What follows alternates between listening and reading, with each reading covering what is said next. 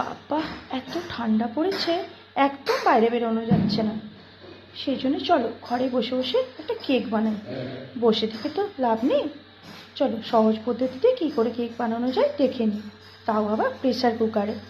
দেখো 2 কাপ ময়দা নিয়েছি, 1 কাপ চিনি গুঁড়ো, বেকিং পাউডার, ভ্যানিলা এসেন্স, 2টো ডিম, মাখন, কাজু কিশমিশ আর একটু চেরি। এতেই হয়ে যাবে আমাদের একটা কেক, তাও প্রেসার কুকারে। চলো দেখে নিই কীভাবে করছি। প্রথমে 2টো ডিম এর মধ্যে নিয়ে নিলাম,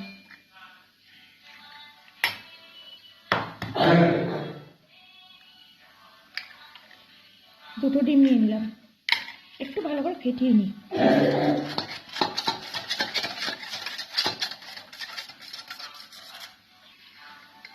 এবার এতে চিনি গুঁড়োটা দিয়ে দিলাম,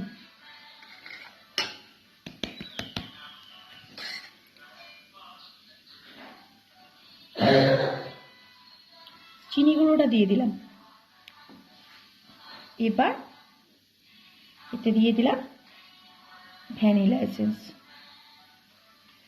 একটু ভ্যানিলা এসেন্স দিয়ে দিলাম।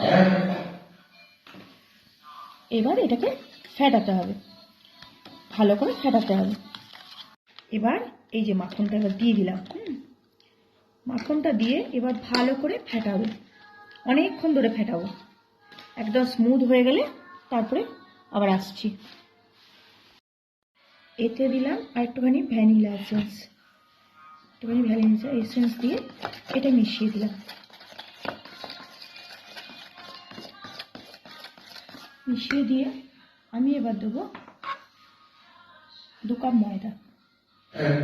আমি ওসব চালি টালি না, একবারেই দিয়ে দেবো, হয়ে যাবে। এই ঠান্ডার মধ্যে চালতে ভালো লাগে না। এবার কি দেবো বলো তো, একটু 1 চামচের মতন বেকিং পাউডার। বেশি দিও না কিন্তু, তেতো হয়ে যাবে তাহলে।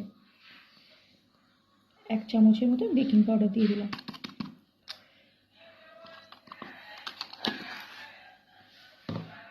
এবার এটাকে একদিক করে ঘুরিয়ে নেব, তাহলেই আমাদের কেকের ব্যাটার তৈরি হয়ে যাবে। আমার কেকের ব্যাটার রেডি হয়ে গেছে। এবার আমি এতে দিয়ে দিই ড্রাই ফ্রুটগুলো। প্রথমে দিলাম কিশমিশ,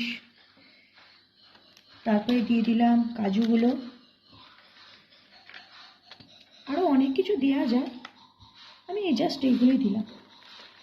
এগুলো দিয়ে ভালো করে মিশিয়ে নিলাম। মিশিয়ে নিয়ে চেরি দিয়ে দিলাম।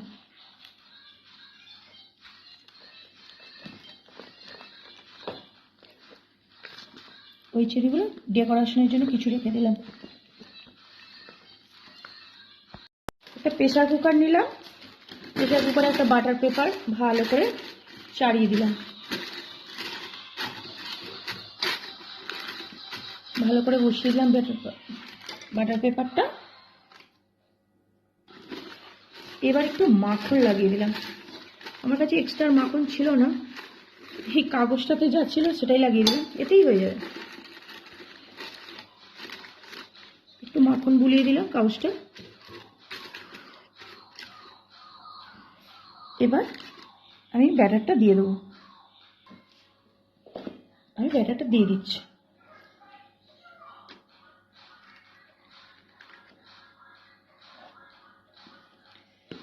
আমি এরকম জাহুমাক করে কেন কেক করি বলো তো, জাহুমাক করে করা জিনিস খুব খেতে ভালো হয়।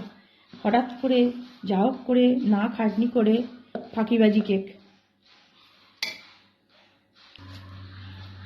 এরপর আমি ডেকোরেশনের জন্য এই চেরিগুলো ওপর থেকে দিয়ে দিলাম।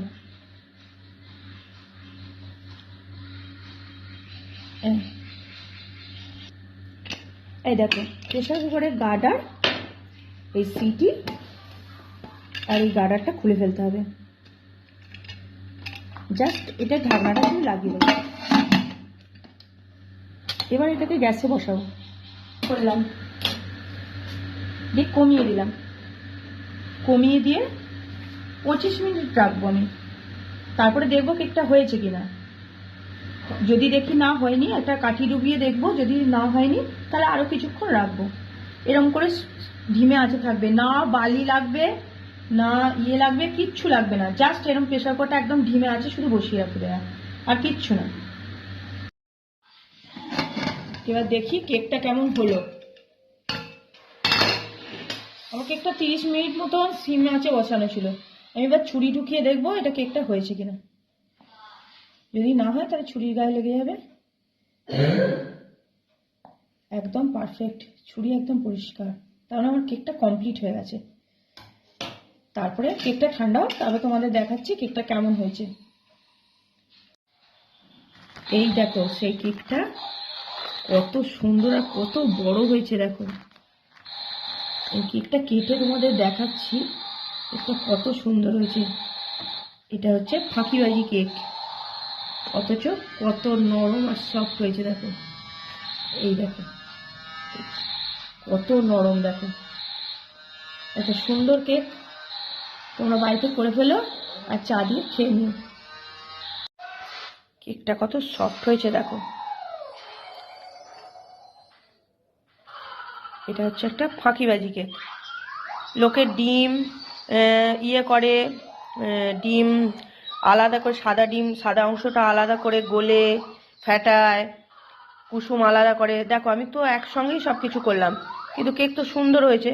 কিন্তু তলাটা একটু প্রেসার কুকার তো ডাইরেক্ট হয়েছে, তো তলাটা একটুখানি শুধু লেগে গেছে, ওটা একটু বাদ দিয়ে দিলেই হয়ে যাবে। দেখো কত সফট হয়েছে, কিছুই লাগে না, আলাদা করে ফাদা করে কিছুই করতে হয় না, এরকম করেই হয়ে যায়। এরকম ফাঁকিবাজি কেক তোমরাও ঝটপট করে ফেলো, বাচ্চাদের টিফিন দিতে পারবে।